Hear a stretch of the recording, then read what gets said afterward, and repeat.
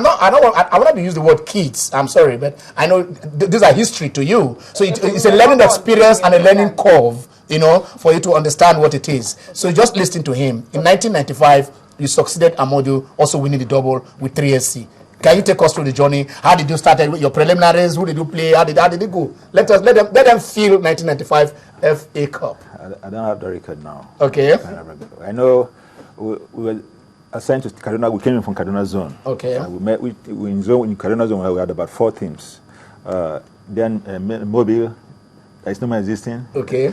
Mobile there we have 3SC.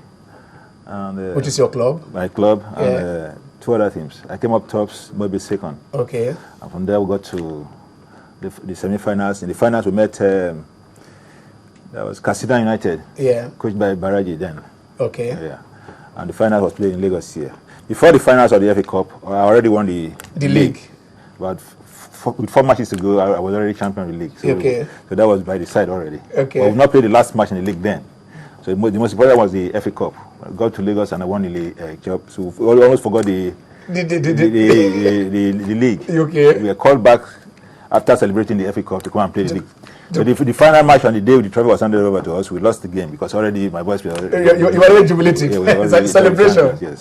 So that's exactly what happened. Okay, that was upsuiting. That was in 1995. Coach Esiye took you won the league with 4 matches to spare. Not struggling, just like the way United do it over there. And then you now came in to crown it all double. There are teams that have won the double.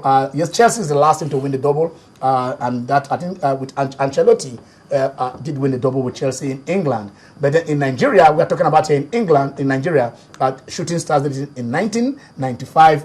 After BCC Lions did it with Coach Shuaib Amadu in 1994. We're going to have the great coaches one day. We're going to have all of them probably by next edition. You are going to see all of them, the legends. We are still expecting calls. We are still expecting calls from the legends, but it moves on. You're talking about Serena winning her 17th, equaling Roger Federer's number of Grand Slams. Exactly. And there's something she says she has always dreamed of. Martina Navratilova is someone that she says she admires, also Chris Evert. So she's just one shot of them. If she's able to win maybe the Australian Open, definitely she will be able to win at least 18 Grand Slam. Greatest 4-time out.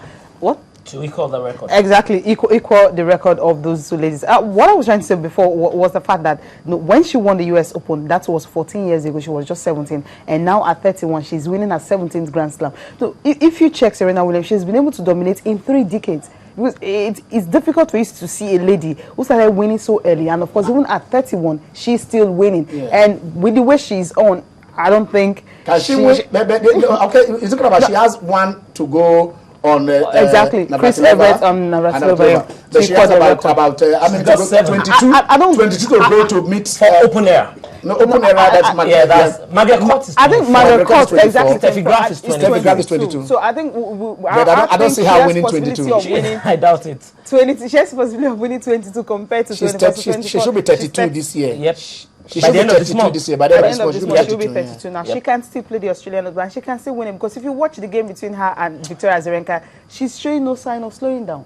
That was until the third set. The second set, she blew away the 4-1 lead. Exactly. She was 4-1 and then she got almost given that potential. Because if you check before the US, before the US Open started, a day before, she was defeated by Cincinnati, and that was a hard court. So people were thinking because of that, Victoria Azarenka might have the upper hand. So her ability to be able to come back and of course beat her simply means she's still good, because Azarenka has never beaten her at the Grand Slam.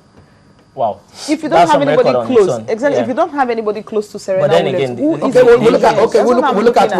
at Nadal. Nadal 13th Grand Slam. I think it was not to be unexpected. Really, he was playing so imperiously. He did very well to stave off the attack of Djokovic when he mattered most. The rate at which he's going, it looks like he could possibly catch up with Roger Federer. Yeah. But then again, you imagine maybe it's not stressing his body too much. But then again, we just wait to see what will happen. Nadal has been very imperious. He's been winning competitions. 7 months after coming back from a 7-month layoff, he's been able to do what nobody actually expected he would be able to do. And right about now, before the end of this particular season, there's every assurance that he will be #1. But then again, in 2014, I can say authoritatively, he will be losing a lot of points. So he has to be on top of his game. That's exactly what has happened to Andy Murray. Andy Murray won some competitions last season, but right about now, he's the third best player in the world. And the reason is not so far-fetched. He's not able to defend his titles. And that is where Roger Federer might likely have the benefit.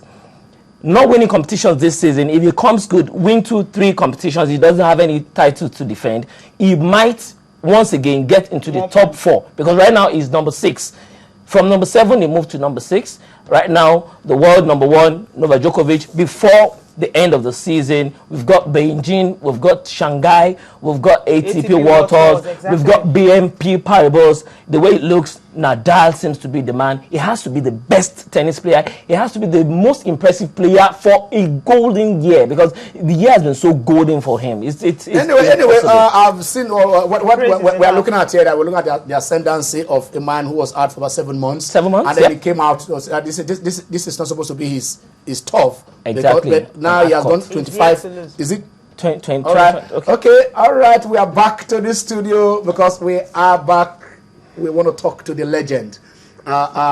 He made 8 FA Cup semi-finals. He made 6 FA Cup finals. He lost the first one, but he won 5. We have the legend on the line, Moses Bako. Hello, Moses. Hello, Ken.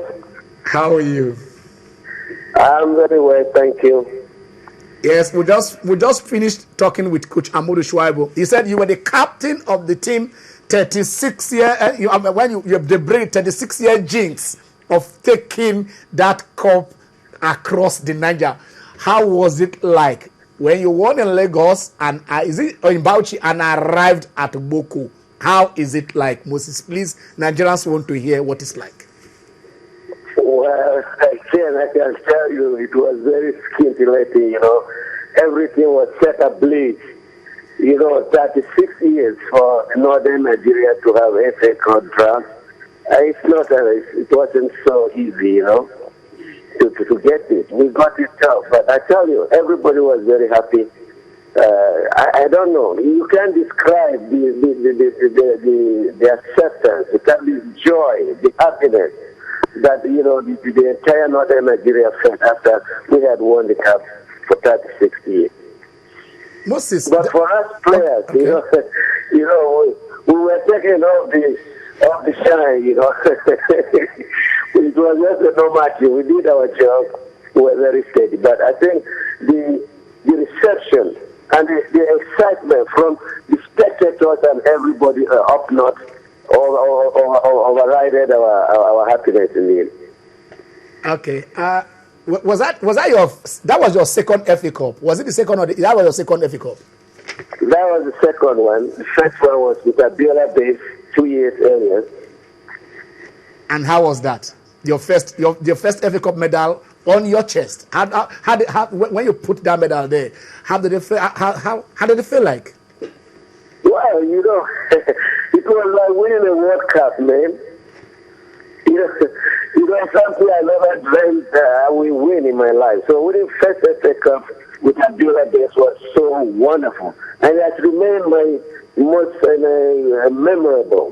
memorable FA Cup win. Tell you. Okay, I want to ask you this. From 1985 to 1997, that is about 12 years. What is the secret of your longevity and thriving at the top? Are you Ryan Giggs?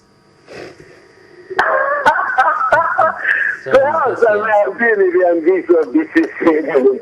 But I tell you, the fact is, when it came to the FA Cup, Big City Lions were on hot seats. We were not easy to be beaten. In the league, we weren't doing well, but whenever I came to the FA Cup, you are looking the Lions from Boko, and everybody gets, fired up, meeting the city. So it helped us, I tell you, Mr. Ken. It was very, very, very, very, very exciting to play for a club like PCC that would always win something at the end of a year or two. It was very, very, very, very exciting. Moses, your advice for the two teams that are playing, your word, not what do you want to tell them? The two teams that are playing today in the final, Warri Wolves and Enyimba. Well, I think the only thing is they should give the fans what they want. The fans want good football.